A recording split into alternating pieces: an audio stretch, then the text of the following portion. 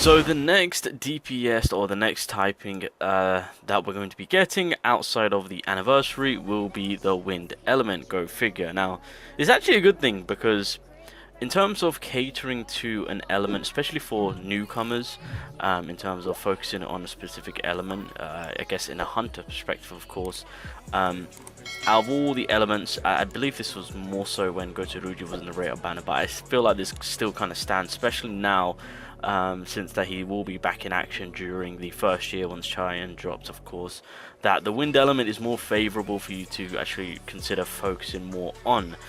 Compared to the other typing, just because of the amount of more coverage that you have for the wind element in terms of the content, and including the newer content. So that's kind of like the big incentive on why the wind element is more of an element that you want to kind of lean more towards. Again, especially when it comes to new players coming in, you know, there's a plethora of characters, all sorts of typing. Which one is going to give me, I guess, the biggest dent at the very beginning?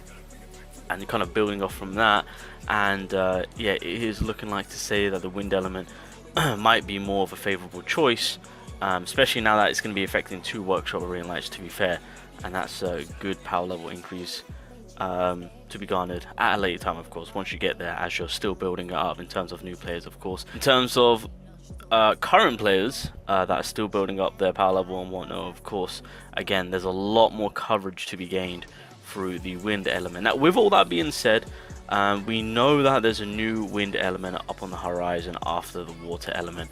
Obviously, anniversary, that's always going to ring high, that's always going to ring excitement. We know that from what is being said, this new anniversary Chaya that's going to be defense scaling, FYI, is potentially more of a DPS demon than Kanae. If you guys don't know, Kanae is the best DPS in the goddamn game, and she is a DPS demon. And if we have the anniversary character that's going to be up showing, then it's fair. You know, I mean, I can't sit here and be like, you guys can just forget about the water element, because at that very given moment, you know, because kind of here Loki runs through majority of the content. Of course, I understand that people are probably going to dibble and dabble over the anniversary water element, which is fair enough, but for the most part, wind just has a full-on coverage in terms of a broad amount of game modes that you can just kind of cover, work on, build up power level, and tackle the more of the difficult content whilst having the favorable element in your favor, of course. Now, with all that being said, there is a new wind character up on the horizon too. Also, just a reminder, if you guys want to support me, we've got the final code. I thought this was going to be the final code, unfortunately no essence, but there's another code that's to be dated, so hopefully that's more essence. Well, if you guys again do want to support me, the link is always down below. Down in the description are the links for the supporter giveaways that I do on a monthly basis. During the anniversary, we will be doing anniversary packs to give out to a lot of you guys. Not just one, not just two, a lot of you guys. Alright, we're going to share the love. Hopefully I can help out with your pulls and your summons. And yeah, hopefully you guys get this new potential DPS demon. So this is pretty much the lineup. Now, one thing which I do want to say quickly is I kind of goofed up. I actually got Lennart mixed up with Christopher. Christopher is a national hunter.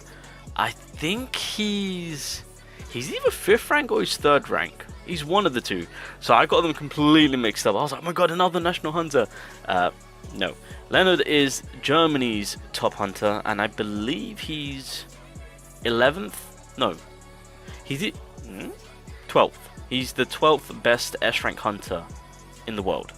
So yeah. Not top 10, but still close. 12th, not too bad, but he's still an amazing character. Now, the thing about this character that we know of is we are probably looking at some form of mage DPS. So the little amount of information that we have of this man is that he has these gauntlets that just kind of appear, I guess, and he can kind of fire like these projectiles.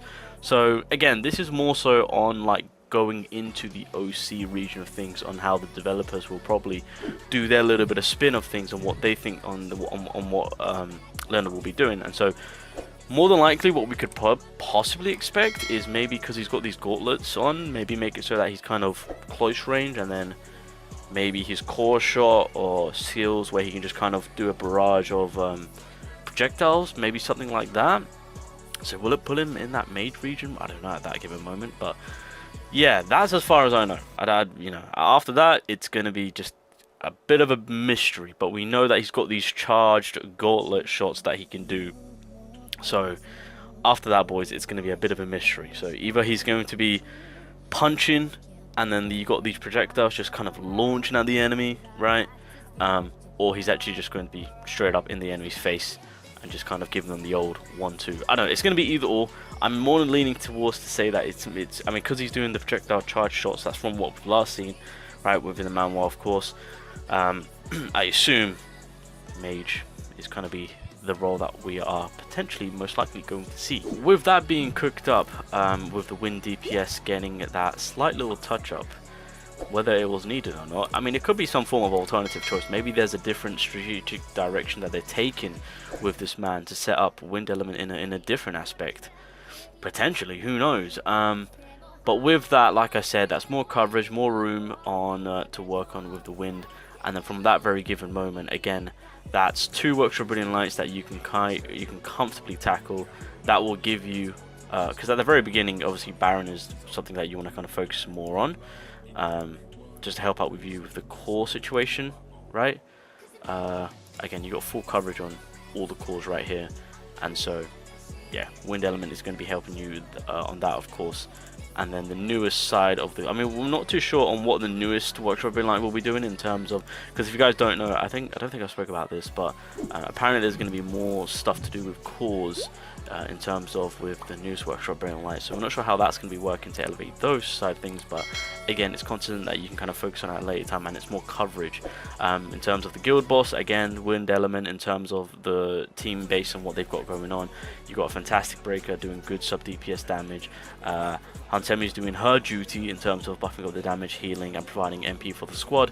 And then obviously with the DPS side of things, Amamiya is still kicking ass. And then of course with the new Wind DPS yet to come, that could change things and yeah, make it so that Wind Element are even more cracked. You never know. So again, you got good coverage for Guild Boss, even Battlefield of Time. You can smash that out with the Wind Element once you have that coverage.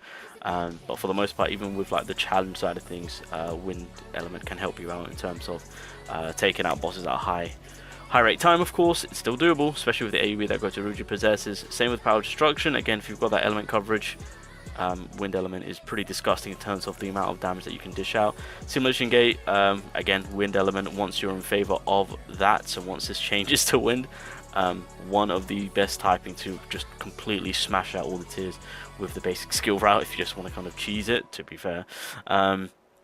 Even with the story, you can smash that out with, again, the team comp that Wind. I mean, yeah, overall, in multiple gameplay situation, Wind Element just has full-on coverage with the high amount of damage output that they can push out, the quickness of the breakage that Gotoruji can possess, and then the support play from Hansemi along with Gotoruji pushing more so for Amamiya. I mean, if you don't pull Gotoruji, you can still rock with Kinchil, who is still one of a very solid, should I say, a breaker. Of course, we're not going to talk about Dongso. Let's just pretend that he doesn't exist there, of course. So I think Wind is more favorable. I understand that with Chaoyang releasing, of course, people are going to be committing to the newest hype anniversary character, and so you've got your options and that little touch up of the water element there and there, which, I mean, I can't even argue to say on why you shouldn't dip your toe in, have that at the ready, you know, have access to that now, so that way you can build off that at a later time, whilst you're kind of more favoring the Wind element and catering to getting the account stocked up and pushing through the more difficult content at a later time once you raise that power level up. So I think it is wise, and I think it will be the better option for, especially now that we know that after Chaoyang there's more Wind touch up coming our way, of course, that it is going to be the specific element to focus on. Just kind of wanted to more so go over with the newest character in line, and then kind of speak more so of the element typing for the hunters and which one should be more catered to, of course. But right now, with where everything is at, obviously Wind and Water are the eye candy of things, especially if the Water element's about to get the best DPS in the game, potentially. And then in terms of just kind of focus on either or and the character that's going to be after, Wind element right now has the better chances of you to progress a little bit more in terms of your power level and your account, just because on the more elemental coverage that element provides, as well as how good of that element is in an overall aspect on targeting and focusing on other game modes that don't really require element focus, but once we have that rotation in place and the wind element is in focus, then you've got a very good chance of actually smashing it because of how much of a high damage team that the wind element overall is, of course. And so catering more so for the newest DPS, that could switch things up a little bit more to make the wind element team that even more broken to help you out. So kind of, yeah, very, very, very sad on Thomas. God damn it. Dark, you just wait until for their elevation. Just forget about him. Forget about him. Fire right now is not something that I would say you need to really cater to. That's most definitely at a later time, of course. Water, people will definitely pick up on the side purely because of the anniversary. And yeah, light right now. Light's not a focal point, but I feel like in the no, because dark is going. Yeah, light is also going to be lost in the mix for a couple of months, unfortunately. But yeah, that's kind of like the standing right now with elemental hunters on what you want to kind of focus on. So yeah, just kind of want to give my 2 cents on that and advise people on what to focus on and what to power up. And yeah, the element right now that's going to give you that helping hand, especially at the very beginning if that's where you're at.